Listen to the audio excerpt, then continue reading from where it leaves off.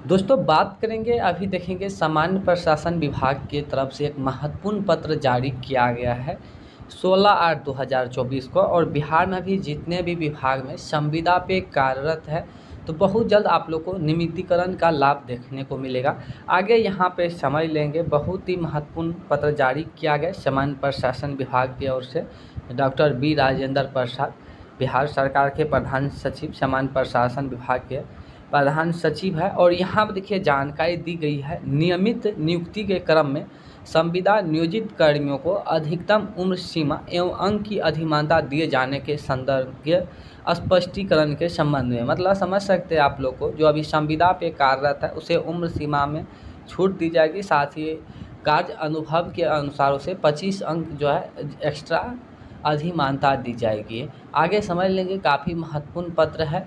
और अभी बिहार में 4.5 लाख से ज़्यादा संविदा पे कार्यरत सभी के लिए है। और बेल्ट्रॉन से भी कुछ कर्मचारियों का है जो डायरेक्ट विभाग के स्तर पे बहाली हुए थे, उसके लिए है। लेकिन बेल्ट्रॉन जो है खास करके अभी जितने भी कर्मचारी वो आउटसोर्सिंग माने जाती है, तो उसके लिए ये नहीं है। पिछले वीडियो में हमने जानकारी दी होंगे, एक वीडियो में उसमें काफ़ी मतलब समझ सकते हैं 2019 के जितने भी कर्मचारी है उसे आउटसोर्सिंग पे रखा गया, और पहले से जो कर्मचारी कार्यरत है तो उसे संविदा माना गया है। और काफ़ी सारे ऐसे विभाग हैं जो डायरेक्ट मतलब विभाग से बहाली हुई थी तो उसे संविदा पे रखा गया। जैसे सचिवालय विभाग में बहुत सारे ऐसे विभाग हैं जहाँ पे बेल्ट्रॉन से भी कर्मचारी कार्यरत है लेकिन वो संविदा में आते हैं।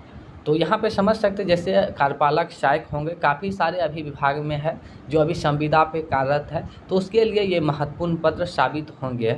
और यहाँ पे देखिए उपयुक्त विषय के संदर्भ में कहना है कि सामान्य प्रशासन विभाग के संकल्प संख्या दिनांक 18/7/2017 द्वारा विविध सृजित एवं रिक्त पदों के विरुद्ध संविदा नियोजित का प्रावधान एवं प्रक्रिया निरूपण किया गया था।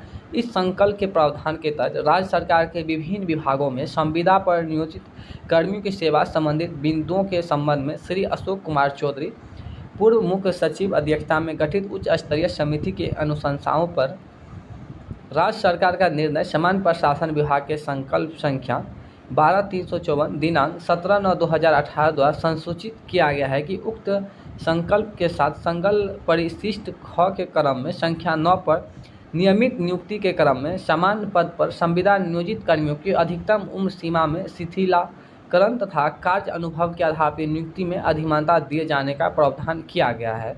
साथ ही यहाँ पर देखिए संकल्प संख्या इतना था 12/534 दिनांक 17/9/2018 की कंडिका संख्या 3 में संसूचित राज्य सरकार के निर्णय के अनुपालन में पूर्ववर्ती संकल्प ज्ञापन संख्या इतना 18/7/2007 को संशोधित एवं परिवर्तित करते हुए संविदा नियोजित हेतु विस्तृत प्रावधान एवं प्रक्रिया का निरूपण सामान्य प्रशासन विभाग के संकल्प संख्या इतना दिनांक 22/1/2021 द्वारा संशोधित किया गया है कि प्रासंगिक संकल्प की कंडिका संख्या 4 में संविदा नियोजित कर्मियों को समान पद पर नियुक्ति की प्रक्रिया में अधिकतम उम्र सीमा में छूट तथा कार्य अनुभव के आधार पर अंकों की अधिमानता का स्पष्ट प्रावधान किया गया है। यहाँ पे समझ सकते हैं उम्र सीमा में भी आप लोग को छूट दी जाएगी, साथ ही कार्य अनुभव मतलब आपका जो कार्य अच्छा होंगे तो उसके अनुभव के आधार पर जो अधिमानता अंकों में जो है अधिमानता दी जाएगी।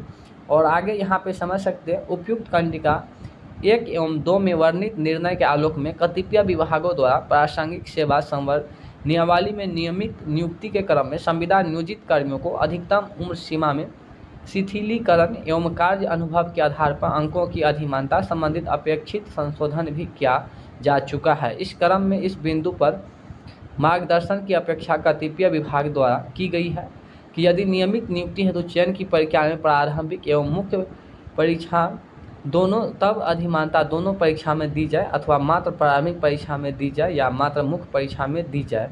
इस संदर्भ में समीक्षा में पाया गया है कि यदि प्रारंभिक परीक्षा में अंक की अधिमानता या अधिकतम उम्र सीमा में शिथिलीकरण का लाभ नहीं दिया जाए तो अधिकांश संविदा नियोजित कर्मी मुख्य परीक्षा में सम्मिलित नहीं हो सकेंगे। इसी प्रकार मात्र प्रारंभिक परीक्षा में प्रासंगिक अधिमानता दिए जाने की स्थिति में अंतिम परीक्षा फल में संविदा कर्मियों के चयनित होने की संभावना नगण्य हो जाएगी, क्योंकि संविदा नियोजित कर्मियों की प्रतियोगिता ऐसे अभ्यर्थियों से होगी जो तुरंत विश्वविद्यालयों से निकले होंगे। वर्णित परिस्थिति में संविदा नियोजित कर्मियों को नियमित नियुक्ति के क्रम में प्रासंगिक अधिमानता दिए जाने के मूल उद्देश्य की प्राप्ति नहीं हो सकेगी। उक्त वर्णित स्थिति में समय विचारोपरांत निर्णय लिया जाता है कि नियमित नियुक्ति के क्रम में समान पद पर संविदा नियोजित कर्मियों को अधिमानता, उम्र सीमा में शिथिलीकरण एवं कार्य अनुभव के आधार पर अंकों की अधिमानता का लाभ भर्ती प्रतियोगिता परीक्षा के प्रारंभ एवं मुख्य परीक्षा दोनों चरणों में दिया जाए। अतः अनुरोध है कि वर्णित तथ्यों से अपने अधीनस्थ पदाधिकारी कर्मियों को अवगत कराते हुए इसका अनुपालन सुनिश्चित करने का निर्देश दिया जाए।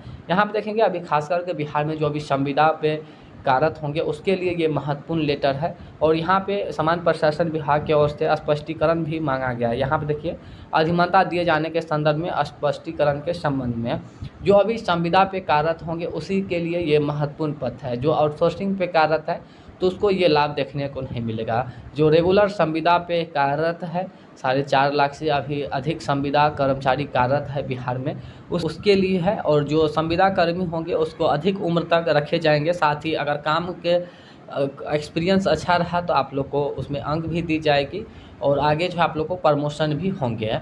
तो उसके अनुसार यहाँ पे जानकारी दी गई है स्पष्टीकरण के संबंध में समान प्रशासन। तो बहुत जल्द इसका लाभ आप लोग को देखने को मिलेगा।